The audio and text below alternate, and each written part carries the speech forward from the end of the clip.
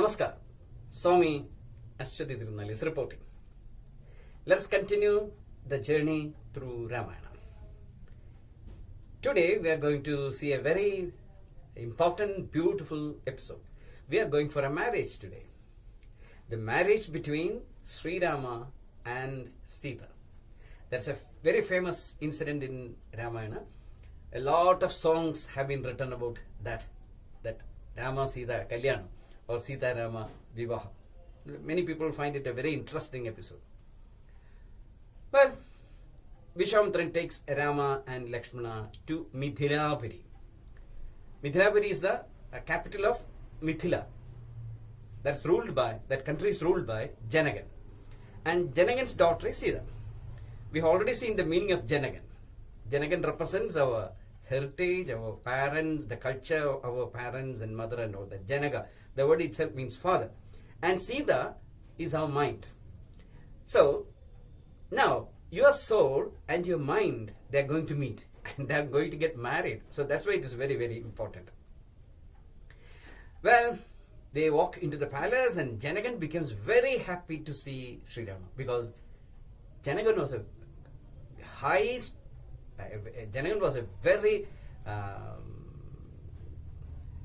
Janagan was a great spiritualist. Though he was a king who had 4 wives and all that, Janagan was a great spiritualist. He had reached high spiritual dimensions through his penance. Though he was a king, he was ruling his country very well. He had 4 wives and all that, but he was very happy and he was highly spiritualized. Even Shugan used to go and learn things from him. Shuga was a great brahmachari of Puranas. Well,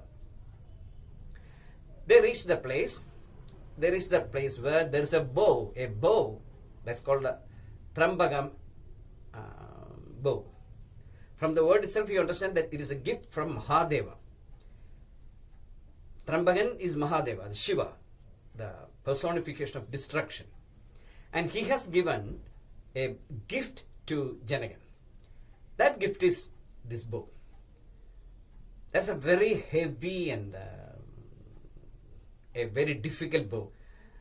Common people can never take it and tie the knot. So, Janagan said, if anyone can come and tie this knot, I will give my daughter to him as his wife. So, the beauty of Sita was very, very famous. Sita was a very beautiful woman. And so, many people came to marry Sita. But of course, they had to solve this problem, but none could. The list is very long. Even Ravana, he came and tried to tie the string, he failed. Bali came and Karthavirajan, so many kings came and tried to tie this knot, but they failed.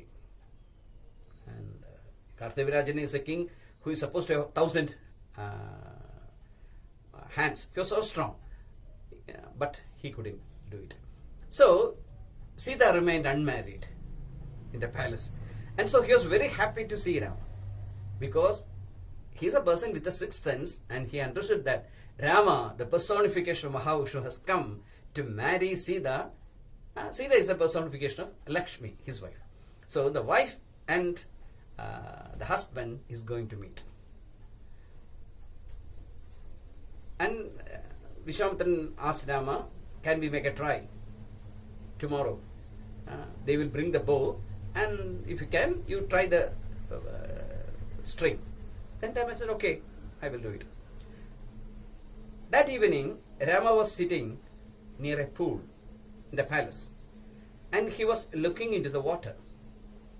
You know that Rama is an introvert. Unlike Sri Krishna was an extrovert even from the very beginning, but Rama was an introvert, a philosopher by mentality. Then he saw a beautiful face appearing in the water. Such a beautiful face he has never seen, and he immediately fell in love with that woman, that lady. See, Rama was very young at that time. He was in his teenage. And then a flower fell on his body. And he looked back and saw Sita standing on the terrace of the building. And Sita smiled And Raman understood that his wife Lakshmi has come to this earth. Well, have you found your Sita? Have you found your Rama? Your Rama is your real spiritual nature, your soul. Your mind is craving to see that Rama. That's why it is dissatisfied. You are giving every material thing, anything she asks for you, you are giving. But you see only the materialistic aspects of things. You can give your mind only material things. And any pleasure that you get from a material thing, it vanishes easily. Every verb will fall down. Every flower will fall one day. Every night will end. Every morning will end. So, the unending identity of yours, that's Rama. The identity that cannot be burned by fire, that cannot be destroyed by water. The ultimate identity of yourself, that is Rama. And your mind is craving for that. Sita wants you to be that. Or Sita wants to meet that soul in you. But you don't understand it. So you're trying to gratify your mind's demands with so many material things. And you want to buy a car, you buy it. You want to buy a laptop, you buy it. You want to give your mind a great watch, a mobile phone, all these things. You want to marry a woman, a beautiful woman. You want to make children, and you want to dance with them, sing with them. You give everything. But this mind is not satisfied fully. You have a beautiful breakfast and you love it. You have idli, sambar and all these things. You are very happy. But by afternoon, you become hungry. And you have a great lunch. By evening, you are again hungry. It's like that. When you enjoy a materialistic pleasure, you will feel that it is great. But once it ends, it goes out of your mind. You feel that, oh, I should not have wasted my life like that. Towards the end of almost all lives, people see or people understand that they have really lost the track in life. Even the richest people, they feel like that. Even superstars, they commit suicide. Even the most intellectual people become drunkards. They don't find any meaning in life. Why do they feel like it? This is the secret. Unless you realize your spiritual identity in this life, your life is a failure. Whether you will agree with me or not, that's true. Once you realize your spiritual identity, then life is so beautiful. The world is so rich. The mind is so powerful. And you enjoy every speck of life, every second of life. You are floating in Ananda. You are Satchidananda. That's the secret of spirituality. Your mind, Sita, should meet your permanent nature. The identity as a soul. You should realize that you are a Jivatma, not this body, not this mind, not this intellect, not the identities around you. All these identities, they will be gone one day. But one thing will never leave you. That's your identity as a Jivatma.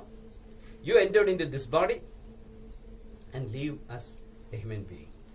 From my last birth, I entered into this body. And one day I know that I will throw this body and go out. I'm not going to die. I'm going to live as a soul, which is my permanent personality. In spirituality, through meditation, once you realize that you are that Shivatma, which is a part of Paramatma, you are the most lovable one. God's love is so much. You're such a wonderful thing. Then there is no scope for anything to cry over. All these pains end. All this feeling of shame, that ends. All these things that disturb your mind ceases to exist. That is spirituality. So, let's see what happens to Sita and Rama in the next episode.